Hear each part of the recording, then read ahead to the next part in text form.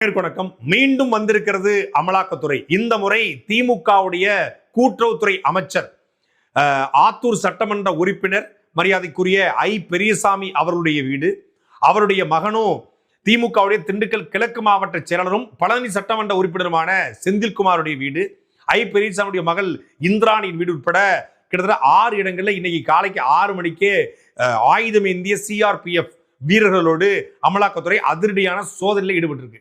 இந்த சோதனை குறித்து விசாரித்த பொழுது எதுக்காக இந்த சோதனை அப்படின்னா, 2006 இருந்து 2011 காலகட்டத்தில் தமிழ்நாட்டுடைய அன்றைய கருணாநிதி தலைமையிலான திமுக அரசுல வீட்டு வசதித்துறை அமைச்சராக இருந்தவர் இதே பெரியசாமி. இப்பொழுது கூட்டுறவுத்துறை அமைச்சராக இருக்காரு.